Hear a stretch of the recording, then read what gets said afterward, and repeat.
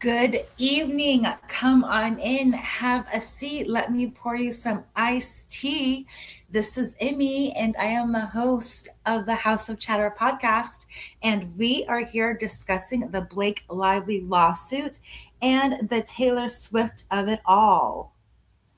I am live both on YouTube and I am trying to be live on TikTok. So let's see how that goes. Because I'm not sure if I'm live or not. Anyways, so we're here to talk about Taylor Swift. Now, Taylor Swift has initially denied all involvement in the movie It Ends With Us. Hi, Jill. How you doing?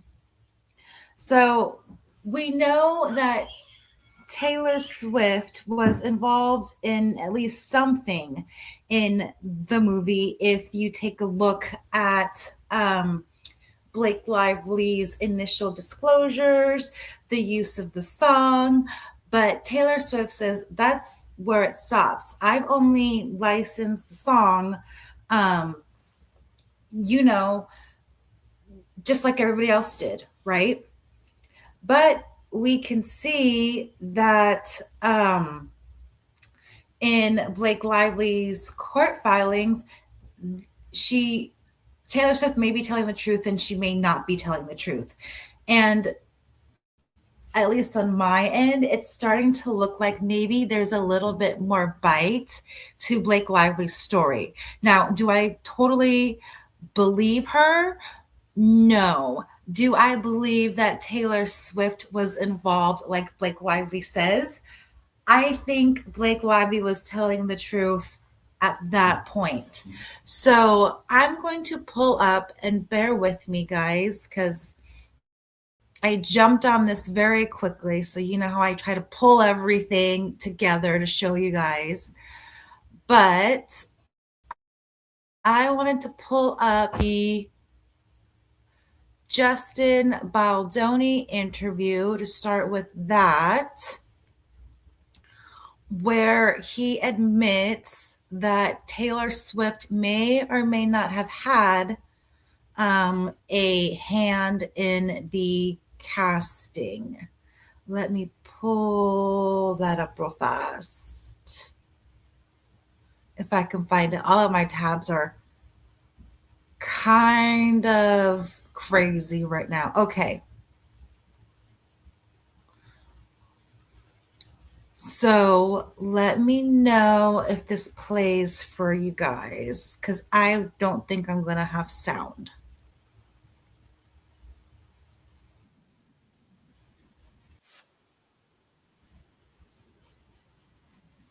Maybe I should try to put sound for my TikTokers. Let me check back on StreamYard and see. Oh, you guys don't even have the video. I'm such a bad hostess.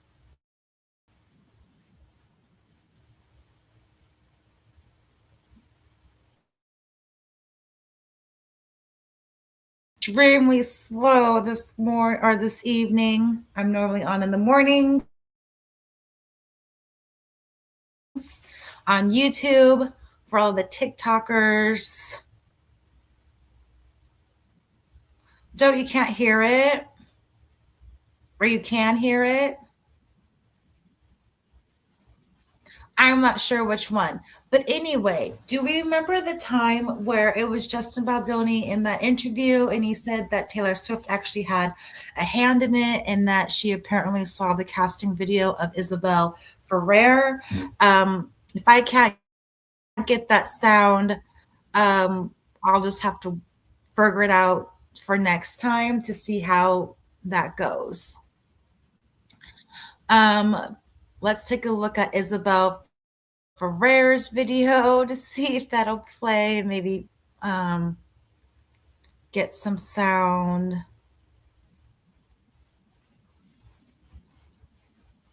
But anyways, we know that Isabel Ferrer knew about the casting or was told about her casting by Blake Lively. right?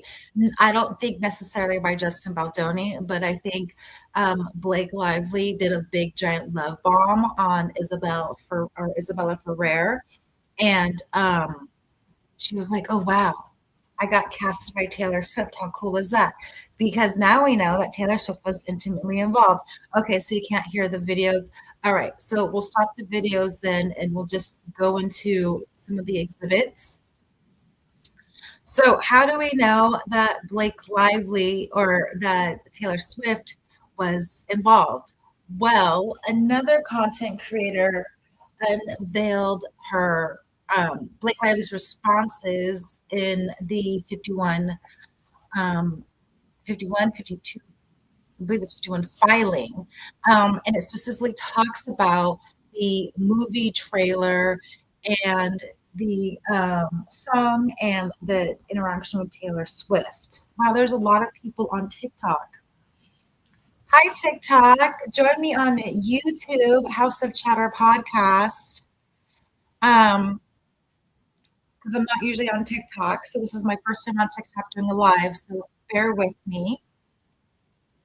So we see here that they're inquiring about on or about February 22nd, 2024. Lively told Sony that she would not agree to promote the film unless she was permitted to participate in the edit.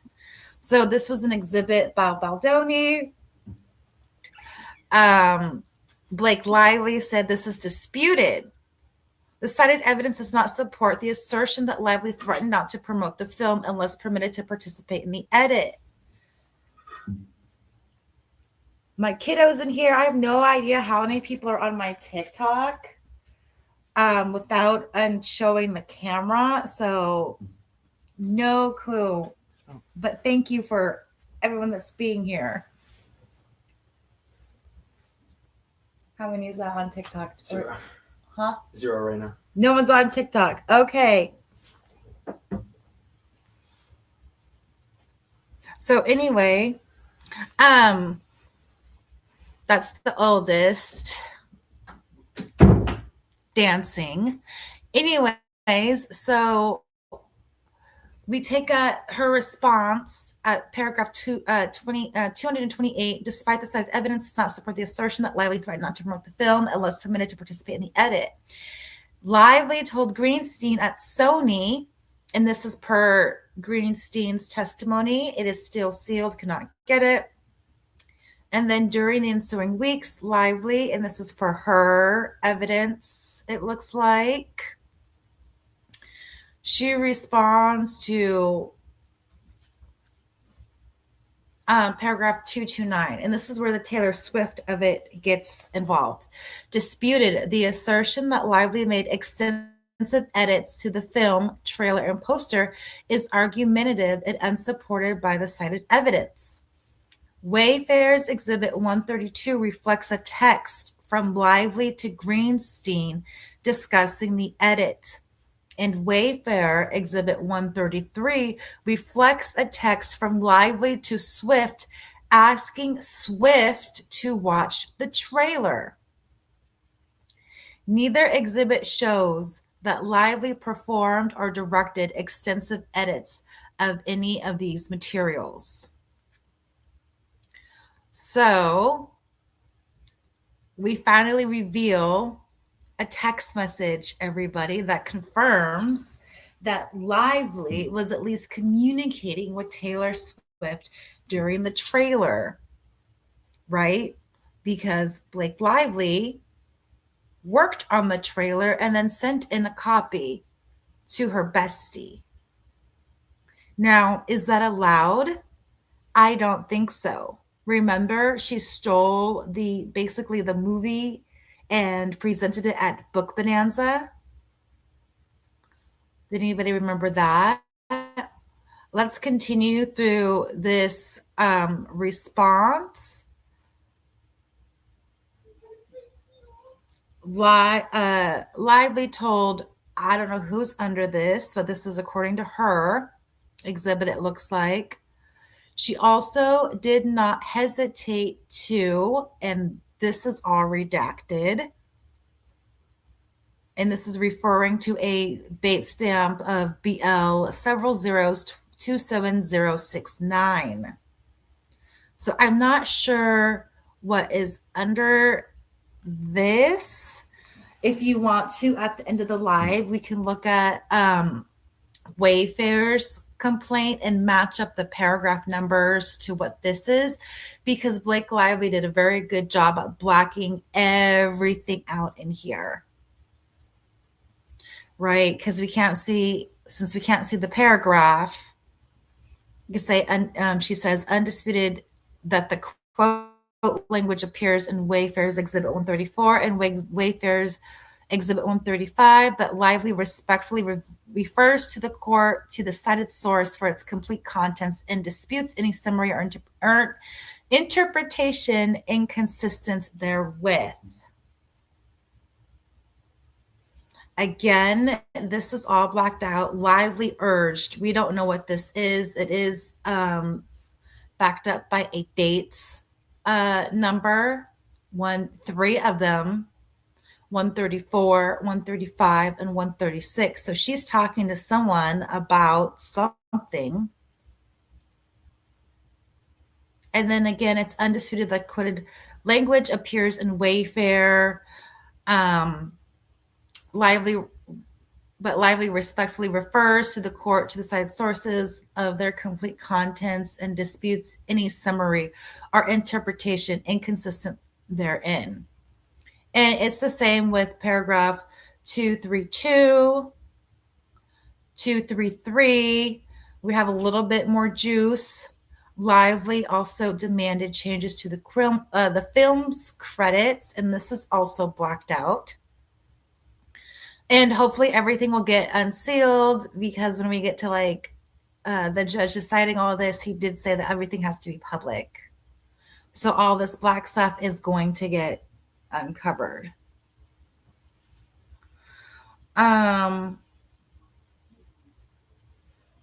Okay, sorry, that was just TikTok telling me I have to show my camera. Anyways, in removing credit, stating that It Ends With Us was a film by Baldoni altogether, and this is an exhibit by BL, and it looks like Sony Pictures Entertainment presented some exhibits. Baldoni's deposition is also mentioned this. It specifically quotes, Lively had requested that my name be removed, so I had a film by credit removed, and this is per Greenberg's deposition. So that's Justin Baldoni's agent, I believe. Now, Lively is going to, oops, my cursor's going crazy. Lively disputes this. So if you take a look, okay, disputed that, if I can save it, it doesn't like me. Sorry, guys. So, disputed that Lively demanded anything. Lively made requests, and they were granted. Okay. Plaintiff's response, undisputed that Lively proposed Baldoni remove his film by credit, but disputed to the extent this paragraph suggests that doing so was inappropriate, or that Baldoni did not waive his credit of his own volition. So she is totally blaming Justin for losing that film credit. And again, 234, paragraph 234 is completely blacked out. But she does not dispute that per her declaration. Again, Lively, here's another accusation. Lively also insisted that Baldoni's image be removed from the marketing materials and the film's poster, which ultimately featured just Lively herself. And again, that is all blocked out. And again, she undisputes that. So she's undisputing some things and disputing some things, but we definitely know that the trailer was sent to Taylor. Now, was that so that Blake could get control, or say that she had a a producing credit or a film by credit. I don't know. But I'm here working on this thing. Hi, Kenny. Everybody check out Kenny Vixen Music. So the Jungle Vet Jill says everything is redacted. Yeah. Yep. That's insane. So much evidence that she lies. I mean, it doesn't look good for Blake Lively or even Taylor Swift, right? Because as I'm sure I have this tabloid tab up, she denies everything. Taylor Swift denies having anything to do with this movie. Why is that? And they apparently ended their friendship over it. You know what I mean? How big and in trouble is this? I know my words are all mixed up, but I'm just bewildered today. Because they pulled this off, and this makes me mad if now we're seeing Taylor Swift all over in the docket. Does everybody remember this from Venable? Dear Judge Lyman, Venable LLP represents non-party Taylor Swift. I'm writing in response to the letter from counsel for Wayfair delivered to the court yesterday, docket 757. As counsel for the parties know, since the inception of this matter, we have consistently maintained that my client has no material role in this action. So no role in this action. Further, my client did not agree to a deposition, but if she is forced into a deposition, we advised after first hearing about the deposition 3 days ago that her schedule will accommodate the time required during the week of October 20 if the parties were able to work out their disputes. We take no role in those disputes. Now, does everybody remember when Judge Lyman was like, fluff no? This is it. You should have done your discovery. You should have gotten your ducks in the row. You know what I mean? This could have been maybe not the smoking gun, because I think the Jed Wallace admission was a smoking gun. But this just gives us more to see how the movie was taken over by seemingly Blake Lively. Now, I know Ryan Reynolds probably had a part in that. When I say probably, we all know that he did. But why would Taylor Swift, if she was so innocent in this whole thing, why would Taylor Swift have anything to hide if she was the one that was wronged? If Taylor Swift was a victim and defriended Blake for what was it reported, extortion, or was it extortion or blackmail? Let me find that. Because wasn't that in a letter? It was in a letter or a tabloid. Let me find the juice, and I'll just show you what I'm looking at. Like I said, I threw this together quickly because I wanted to be the first on it. So this is Blake Lively's producing documents.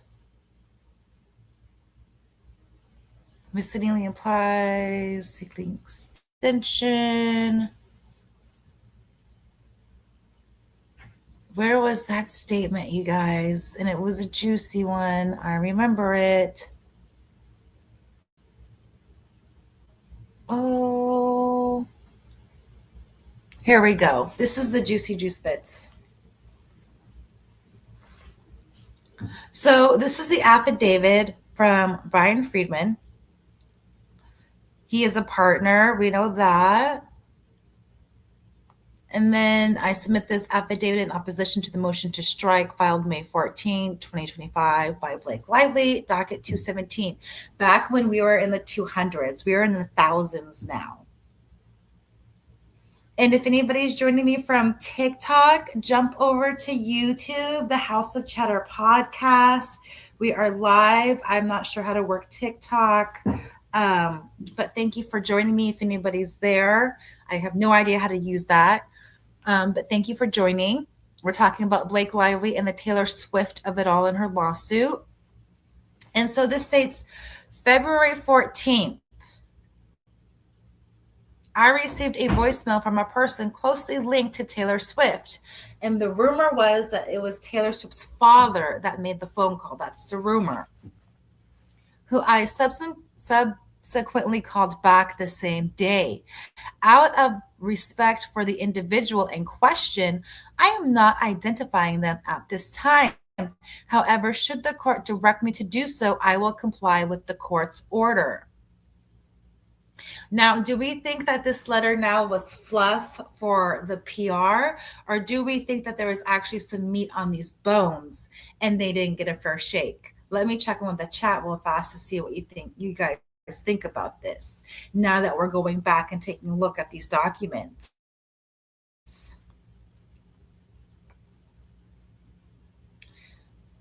Jungle Vet Jill says, we don't know what TS has told Wayfair. She would have amazing lawyers that would straddle that line, but is that by way corroborating and protecting Taylor? Lawyers will tell her to say nothing unless required. And that is true. That is very true. You don't become Taylor Swift and amass an empire without being protected by somebody, right? Okay, so we got a phone call during the February 14th phone call, which lasted approximately 1 hour. So they had a 1 hour conversation. That's not a 5-minute, hey, someone threatened me conversation. That's a 1 hour detailed conversation, I'm guessing, because why would you have 1 hour of details or 1 hour of questions, right? So let me just move my TikTok around. Speaker told me that they had been informed that J. Douglas Baldridge, counsel for Taylor Swift and partner at Venable, had received a phone call from Michael Gottlieb. Okay, I don't remember this. Do you guys? Counsel for Blake Lively and Ryan Reynolds, during which Michael or Mr. Gottlieb requested on Miss Lively's behalf that Taylor Swift make a social media statement in support of Miss Lively given her absence from the Super Bowl that year. When was the Super Bowl, guys? Because I thought it was like she was threatening Blake Lively to take her to the Super Bowl. Did I get that wrong from People Magazine? Or is that correct? Maybe I'm crazy. I'll have to we'll look at it again and we'll do another re-examination on all the tidbits that we found. But Michael Gottlieb, he's stepping in it. Did we forget how he stepped in it? All right, and Mr. Ryan Reynolds, right back at you. During which Mr. Gottlieb requested that Miss Lively, that on Miss Lively's behalf, that Taylor Swift make a social media statement in support of Miss Lively, given her absence from the Super Bowl that year, and stated that if Miss Swift failed to do so, Miss Lively would release 10 years of private text messages with Miss Swift. Does anybody see that? And are we even surprised that that was said?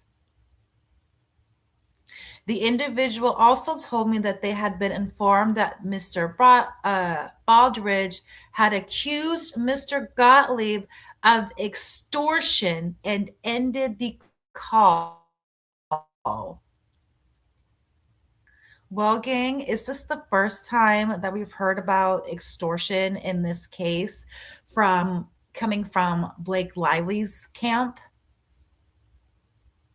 So not only do we have a WME agent accusing Blake Lively of extortion or characterizing the situation as extortion, you have a lawyer talking about another lawyer talking about extortion. Is this case really that big, and does it mean all that much to Blake Lively and Ryan Reynolds to extort Taylor Swift and release 10 years of private text messages? Do you know what this also means? Is that Blake Lively needed the PR from Taylor Swift. Do you remember how Wayfair was afraid of the Taylor Swift factor and how the Taylor Swift fans might turn against Wayfair and boycott the movie and do all that stuff for Blake Lively? Well, now Blake Lively has lost her audience. It looks like, we're the fan base, in my opinion. Hello, TikTokers. If you are joining me, you can join me on not Facebook Live, YouTube Live under House of Chatter. We are talking about the Blake Lively lawsuit, and it ends with us, along with the Taylor Swift of it all. All of those, follow me on YouTube. Thank you so much. Don't forget to like, subscribe, share, comment. We still need to get some more videos up to 1,000 views. And then again, I will donate $100 to Healing Hearts Ranch, LLC. That pays for equine therapy for children who have suffered from trauma. Also, if you guys are interested in off-market real estate that is being sold not on the MLS by a realtor, let me know. I do have a couple of properties. I do have land for sale in Arizona, assignment by contract, and a home, I believe, in North Carolina. And I do have some details on that. If anybody's interested, email me, angelholdings84@gmail.com. That is your sponsor moment for this show. Let's get back to the juicy bits of this docket. So, what is really going on with Blake Lively and Taylor Swift of it all? And why does Taylor Swift want to distance herself from all of this? Because, as you know, in May, Wayfair does state, while Lively is holding the film hostage in the edit room, she is simultaneously stalling the film's marketing by refusing to approve key materials, including the trailer release. Now, is she holding it up because Taylor hasn't looked at the trailer yet? Or is she holding it up because there's more control and is firing the composers and all that? Is that related to all this? Is there more text messages between Taylor Swift and Blake Lively that state, hey, fire this guy or else I'm not going to use the song? Or, hey, friend, you could totally threaten them to not use my song. I'm okay with that. Which one was it? You know what I mean?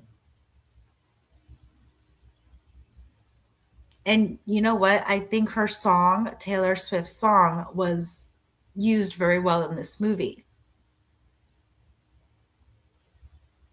And ironically, it is also this song that Taylor Swift is getting sued for. Allegedly, she is being accused of, stealing the concept and not necessarily stealing the lyrics. But she had avoided service. Taylor Swift had avoided service for a long time around this song. And I think she's finally accepted service. Again, they tried to refuse. And of course, Sony marketing executive says, you don't want to play ball. You're going to delay and greatly hurt the movie. Good luck. So everybody's applying pressure to Wayfair because of her famous friends. And I don't know, let me try this thing. I want to try something really fast. I'm going to try to do the sound because in this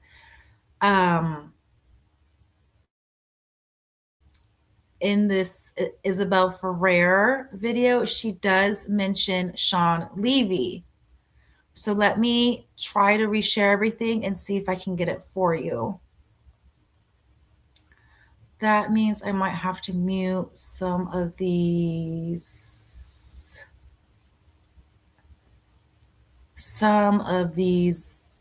videos, I think, that are, let me try it. Let me give the good old try, and if I mess it up, then oopsies.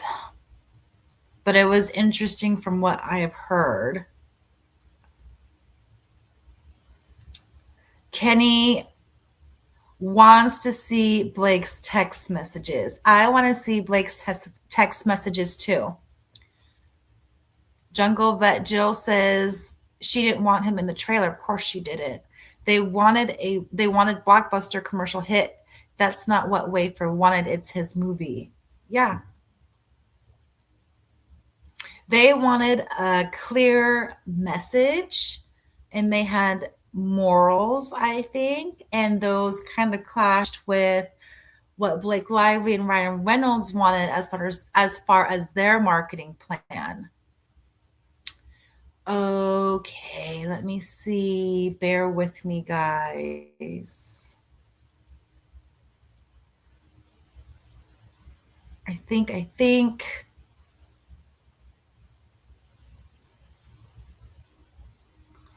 Because she did. Okay. Let me know if you can hear this.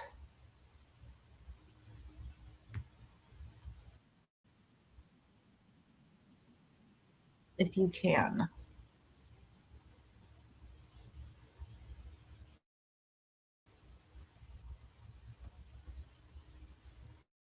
And TikTok, I don't think you guys can hear this. Everything. How do you feel? I know. Are you taking it? Yeah, I'm like trying to find words, and I actually don't have any words. Can you hear it in the chat? It's unreal. Yeah. No. You are so lily coated right now with the outfit. I had to. Okay, let me try it. Well, I mean, this is all pretty much Blake's like styling. No, yes, you can hear it. Okay. So we were talking. She's a huge fan of Oscar. You can? Okay, good. I can't hear it. I muted on my end. So I'm going to play the whole thing for you and listen for Sean. It just felt so natural and like it was growing literally on me, and so we just thought it would be perfect. And then this is all Lorraine Schwartz here on the ears as well. She just pulled this for me. Lorraine Schwartz is here, so I have to thank her because this is an honor to wear her jewelry. And then these are her shoes, Blake's shoes. So literally all Blake. Yep. It seems like she really did take this kind of big sister role. I know you play the. Is it playing on a loop? Or is it playing? Any words of advice that she gave you? There we go. I'm sure it could be it's a playing. She said you just have to trust that you've got it, you know? Like, if you have your own self-assurance and you know that you're meant to be there and that, like, you have that self-worth, that is what's going to take you far. Oh! So I'm trying to do that, you know? You guys see this? Yeah, this is a huge first role. What was it like to be able to take a role that means so much to a lot of people? We're on the 130. She's talking about her first role. The complexities of Lily, the dynamics of that character. It's so exciting as an actor to be able to play a role like that isn't one note. She's so multifaceted, you know.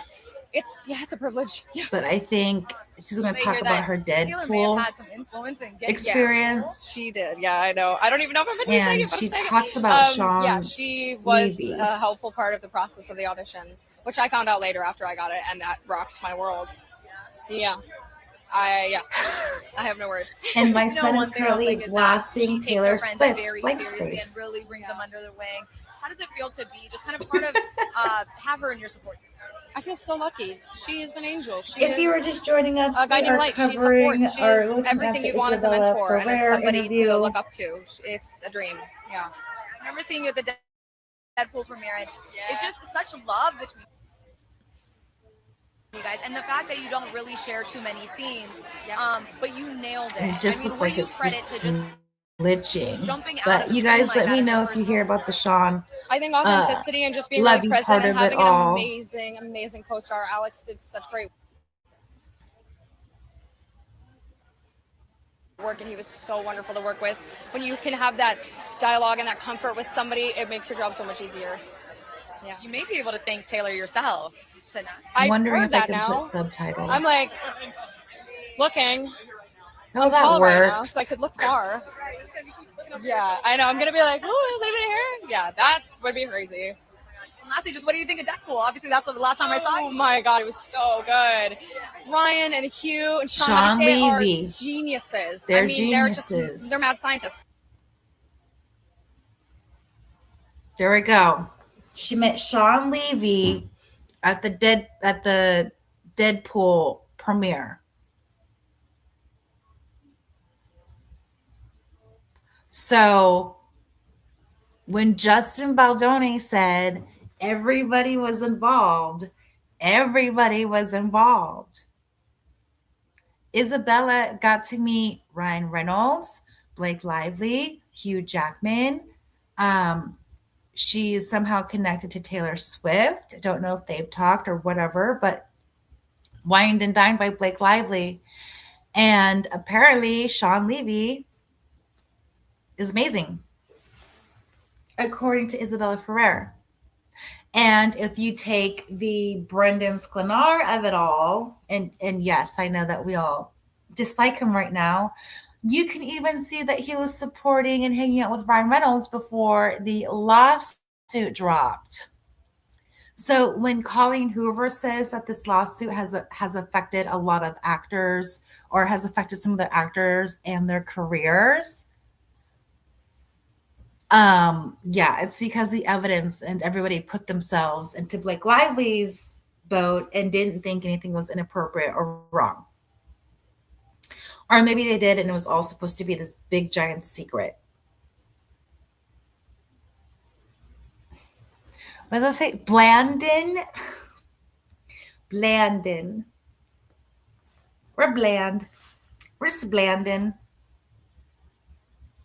So how much, I'm going to ask wardrobe, which is going to be another video, I think sometime this week, and we'll take a look at that Taylor Swift connection. But remember when I said I have a hypothesis? What if Blake Lively sent her clothes to home, or the fittings or whatever, and Blake Lively was there, say on FaceTime or whatever with her friends, and she's showing off her outfits from Gigi, from whoever, maybe from even Taylor Swift, because Taylor Swift shoes I've seen on Blake Lively. Jewelry is also seen on Blake Lively. What if she went home and did a wardrobe fashion show, and Gigi and Taylor were like, looks good. You know what? The fans will tell you. You will tell the fans what they want. What if that happened?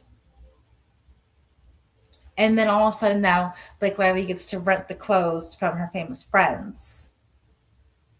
Blake Lively talked to Taylor Swift about using the song and using the leverage of that song. So everybody gets to meet the superstars. Everybody gets the licensing, or everybody gets, the licensing, I'm sure, put money into Taylor Swift's pocket. The leverage that Taylor Swift brought gave Blake Lively leverage to fire producers, composers, certain things, and to gain leverage over the film.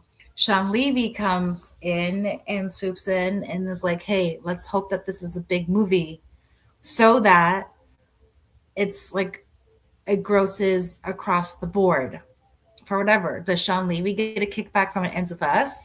No, but he gets more marketing and more publicity and hopefully more movie goers from It Ends With Us to go and see Wolverine versus Deadpool.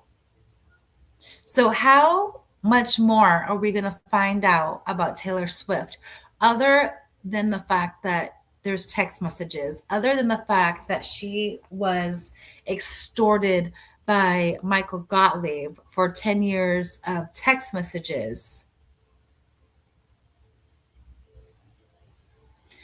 How much more of Taylor Swift is going to come out, and how much is Taylor's fan base going to realize that maybe Taylor Swift wasn't as honest as they thought she was going to be? All right, guys, that is your evening iced tea. For those on TikTok, if you guys are still with me, please join me on YouTube. Like, subscribe, comment, and share. Everybody on YouTube, thank you for tuning in. If you want to know about other content that's coming up, we're still doing a collab. I am trying to do a collaborate with Bocce, and we're going to look at the human resource part of it all. So I'm still trying to hammer it down. So wish me luck. She's very popular, and I love her content. Also, we'll probably doing a debate with Julie of the recap. And what else? Yeah, and we have like a whole rest of the month planned on looking at argument and looking at exhibits. And we're just going to go through and hopefully comb through her whole case piece by piece. And we can also do this on Baldoni's side, but we're already presenting Baldoni's argument anyways, or Wayfair's argument. One thing, we can start on the Jones case and do the same thing there, and start taking exhibits and everything and start comparing it to the Jones case to see if we can find any more juicy tidbits in that. Thank you, guys. Thank you for subscribing. Thank you for commenting. Thank you for joining me at 10 o'clock in the evening. Jungle Vet Jill, I hope you have a good evening. It's really good to see you. I will see you tomorrow morning, and we will be talking about the trailer, the makeup trailer, the trailer gate, the pump gate, that piece of it all. I have it ready. Hopefully it's a little bit more organized. TikTok, if you guys are on, I will figure out how to stream on there as well. Thanks, you guys. Have a great night, and we'll see you next time. Bye, house guests.